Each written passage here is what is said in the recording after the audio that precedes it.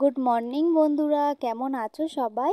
আশা করছি সবাই খুব ভালো আছো আর আমিও খুব ভালো আছি। এই যে সকালবেলা চলে এসেছি আরও একটি নতুন ব্লগ নিয়ে।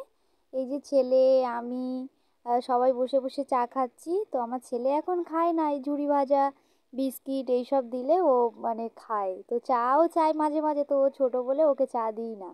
আর এই যে কর্তামশাই ওষুধটা আমার বের করে দিচ্ছে, ওষুধটা খাওয়ার জন্য আমি হাতটা বাড়িয়ে দিলাম। তো একটা ওষুধ আবার নিচে পড়ে গিয়েছে। এই যে 3টে করে ওষুধ খেতে হয় সকালবেলা। তো সারাদিনে একবারই ওষুধ খেলে হয়ে যায়। তো উনি বাড়ি থাকলে আমার হাতে হাতে সবই করে দেয়। এই যে এখন জল দিয়ে দিচ্ছে, জলটা খালি হয়ে গিয়েছে। আর ছেলের জন্য এখানে খাবারটা রেডি করে দিচ্ছে, ছেলের খাবারটা খাইয়ে দেব। তো এই যে ওষুধটা এখন খেয়ে নেব। তো ছেলের খাবারে একটু ওই ল্যাকটোজেন গুঁড়ো দুধ ওটা একটু মিশিয়ে দিতে হবে, কারণ ও তো এখন 1.5 বছর। ওই জন্য সবাই বারণ করে যে এত ছোট বাচ্চা এখন গরুর দুধ খেলে হজম করতে পারবে না, ওকে এই দুধই খাওয়ানোর জন্য সবাই বলে। তো ওই জন্য অসুবিধা হলেও কি করব, বাচ্চাকে তো ভালো রাখতে হবে। সেই জন্য ওর বাবা প্রচুর পরিশ্রম করে বাচ্চাকে ভালো রাখার জন্য, বউকে ভালো রাখার জন্য।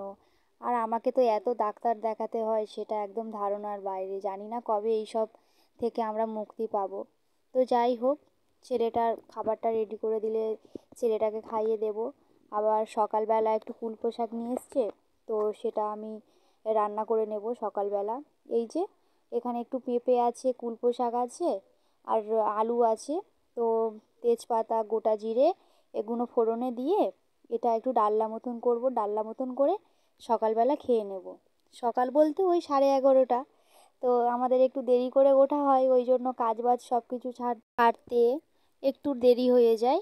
আর এই যে আমি একটু এই তরকারিতে একটু সামান্য মুসুরির ডাল ঢেলে দিয়েছি। তো এটা খেতে খুব সুন্দর হয়। তোমরা এরকম সবজি তরকারিতে একটু সামান্য মুসুরির ডাল ফেলে দিলে খুব ভালো লাগে। তো সত্যি তরকারিটা খেতে এত সুন্দর হয়েছিল, আমি তো প্রথমে তো খাবো না খাবো না করছিলাম, তারপরে দেখলাম না সত্যি খেতে খুব সুন্দর হয়েছে। তো এদিকে আমি ভাত খেয়ে নিচ্ছি, আর বর এদিকে পান্তা খেয়ে নিচ্ছে। তো আমি বলছিলাম যে তুমি ভাত খাও, বলছে না আমি সকালবেলা ভাত খাবো না। সকালবেলা এমনি গরম ভাতও খেতেও চায় না। আর এদিকে একেবারে রান্না বান্না সেরে দুপুরের খাবারটাও আমি বসিয়ে দিয়েছি। তো এখানে চিংড়ি মাছটা ভেজে নিচ্ছি, চিংড়ি মাছ দিয়ে থোড় রান্না করব। তো আজকে থোড় নিয়ে এসেছিলো। তো থোড় খেতে আমার খুব ভালো লাগে সবজির মধ্যে, কাঁচকলার থেকে তারপরে মোচা এইগুলোর থেকে থোড়টাই বেশি ভালো লাগে। মানে ভাজা বলো, চচ্চড়ি বলো, মানে যা কিছু দিয়েই হোক না, খেতে সত্যিই খুব সুন্দর লাগে। তো এই যে এখানেই রান্নাটা হচ্ছে। আর বন্ধুরা, তোমরা কিন্তু আমার ভিডিও দেখছো, কেউ কিন্তু আমাকে ফলো করছো না, আমাকে কেউ সাবস্ক্রাইব করছো না, আমার ভিডিওটা কেউ শেয়ার করছো না। তোমরা কিন্তু কেউ আমাকে সাপোর্ট করছো না। তোমরা যদি আমার সাপোর্ট না করো, আমি তাহলে এক পাও এগোতে পারবো না। তো প্লিজ তোমরা সবাই আমাকে সাপোর্ট করো। এই যে আজকে রান্না বান্নাটা সেরে তারপরে আজকে কাচাকুচি আর সব কিছু করতে ঘাটে চলে আসলাম। তো সেদিনকে আমি তোমাদের সাথে এই বাগানের পুঁই শাক গাছ এগুলো তোমাদেরকে দেখিয়েছিলাম। তো তোমরা দেখলেই বুঝতে পারছো যে সেদিনকে কত ছোট্ট ছোট্ট ছিল আর এখন কত বড় হয়ে গিয়েছে। আর এই যে ওইদিকে যে গাছটা দেখতে পারলে, ওটা কুমড়ো গাছ ছিল। তো কুমড়ো গাছ, তো এইদিকে দেখো আমার ছেলেও চলে এসছে। আমি বললাম যে বাবু তুই খালি পায়ে হাঁটিস না, পায়েতে কাঁটা আছে বা কিছু অন্য জিনিস আছে, পায়েতে ফুটে যাবে। তো আমার কথা শুনলোই না, ওই দেখো হাঁস তাড়া করছে ওইদিকে গিয়ে। তা যেদিকে যাচ্ছে ও হাঁসটার পিছন পিছন ছুটছে, মানে ও ওকে ধরবে। আর ও এত হাঁস মুরগি পছন্দ করে, বিড়াল দেখলে তো আরও কোথায় আছে। তো এবার কাচাকুচি করে নিয়ে ওকে বাড়িতে নিয়ে গিয়ে স্নান টান করিয়ে দেবো, ওকে খাইয়ে দেবো দুপুরবেলা।